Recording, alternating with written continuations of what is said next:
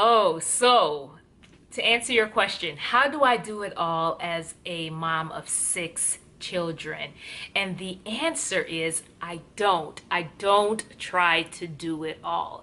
I used to, and I ended up extremely overwhelmed and a big fuss box, like just constantly fussing about having to do it all. And I realized like there is, of course, let me back up. Of course, we can try to do it all. And I think as moms, it's so easy to go down that path because number one, it gets done a lot faster and it's done properly if we're the ones that's doing it all. But there's so much that's missed in the process of us trying to do everything. Number one is I want to teach my children to be responsible. I want them to grow up and become productive members of society. And I realize that that doesn't happen overnight. It's not like they just wake up and ta-da, I'm just a productive member of society. They have to be trained in this way. So while it may be easier for me to do it all, it's not in my best interest, nor is it in their best interest to do it all. So I want to teach my children to be responsible, and one of the main ways is to start off on the home front. So everyone in the house has a chore. Everyone, from the 15-year-old all the way down to the 5-year-old. So yeah, everyone has a chore, and there are obviously different expectations depending on the age of the child. So what I do is I have specific chores that the younger ones can do independently. Things like clean up the stairs, pick up the toys, whatever is on the stairs, clean that up, clean the hallway up, clean up the mud room, pick up the things in the family room. Those are all things that they can do independently. However, for the bigger jobs, I tend to pair them up with an older sibling. So the way I have it is it's almost like we have two sets of children, the older ones and the younger ones, and that's exactly what we call them, the older ones and the younger ones. So the three older ones were directly trained by me, and actually more so the two older ones than even child number 3. So they know my expectations, they know what I am looking for. So they are in turn expected to train the younger ones, and that training is really they're motivated to do it because they realize, hey, the sooner they learn, the less I have to do it. It's so funny, when my older daughter first realized this, she was eager to train a little bit of everybody in the house. So the way I tend to do it is if an older one is washing the dishes, I often pair them with a younger one, and that younger one serves as an assistant, and while they're assisting the older sibling, they in turn are learning how to do the dishes. So this happens for the major jobs like cleaning the bathroom and also working in the kitchen.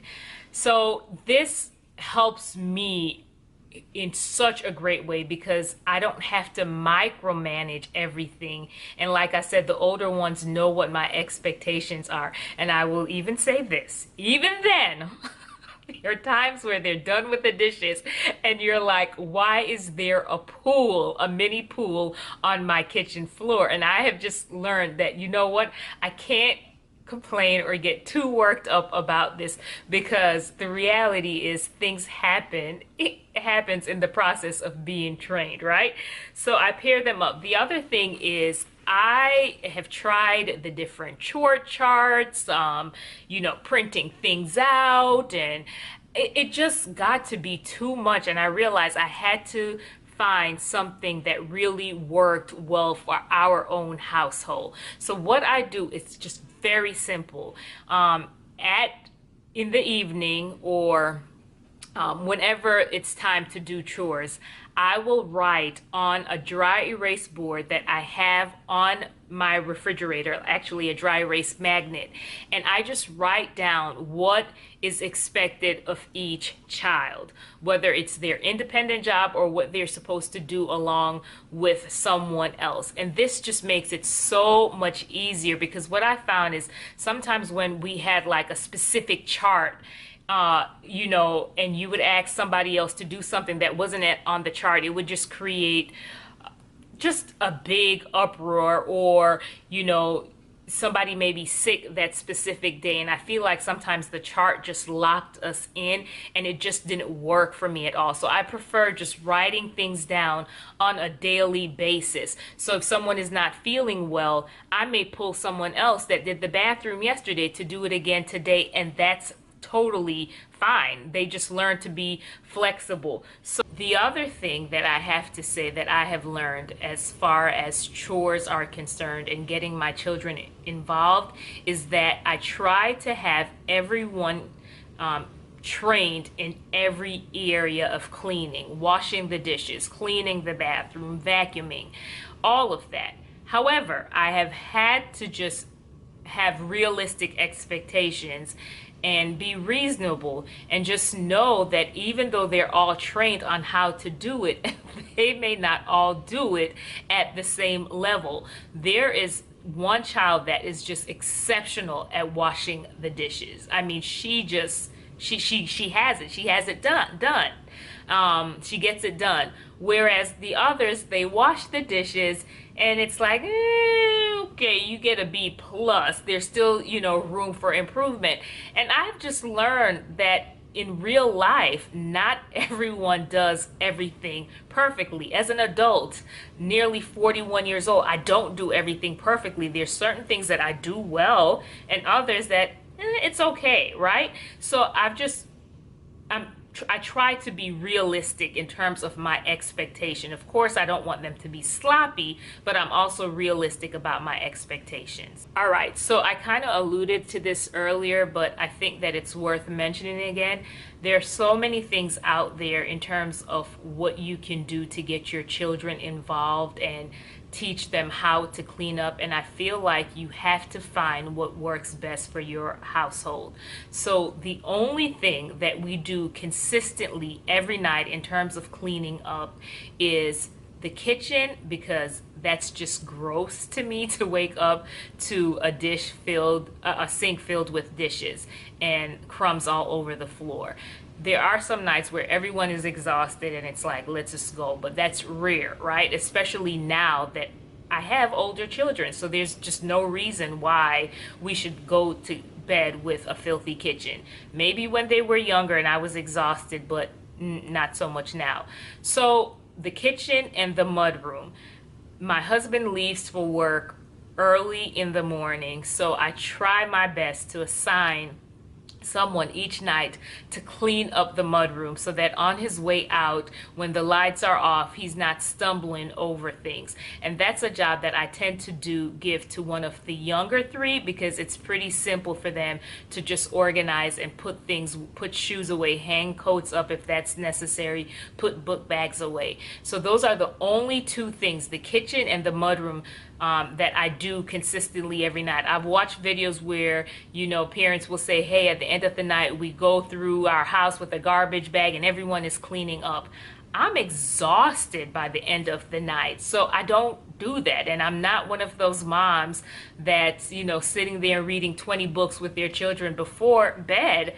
I am more of a morning person. So one of the things that I do is a lot of the chores in terms of like our living area, I wait until the next morning to do that, because I just, again, don't have the energy to oversee anyone, and I'm just ready for them to go to bed by the time the night comes. And I had to make peace with that to know that that's what works best for our household. So I'm more of a morning person, right? So in the morning, they get up and they all have to put away and clean up if their rooms are a mess. And as they get older, it's really not as bad as it was when they were younger.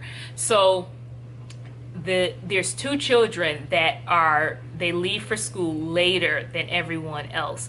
So they have chores to wash the dishes that's there from breakfast, and then my son, I tend to have him go through and vacuum the house. Now this is before school, and pick up whatever random things are there. And then in the evening, I may not give those two as much to do because they carried a lot of the weight in the morning. So again, this is why the set charts don't work for me, because we have different people home at different times.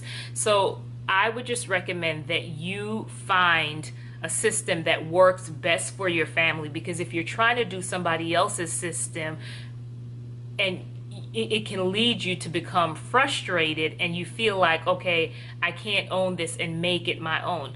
Give yourself the permission to do what works best for you. Okay, and finally, the big question that people tend to have: do I give my children allowance? And the answer is no, not consistently. We used to, and we've tried it before, and what we realized is that if we would ask a child to do something that wasn't necessarily assigned to them, they would then turn around and say, oh, am I going to get extra for that? And it's like, no, you live here. You are fed every day, morning, noon, and night. So no, you're not getting paid for that. So we were like, okay, this is not going to work. This is not helping to foster a sense of responsibility. If anything, it's helping you to feel entitled. So we did away with that system. So what we do now is, if there is a child that's just like doing something that's exceptional and going above and beyond, then we surprise them and say, you know what, I noticed what you were doing, so here you go. So on a weekly basis, we don't. So each child, we've set them up with their own bank account.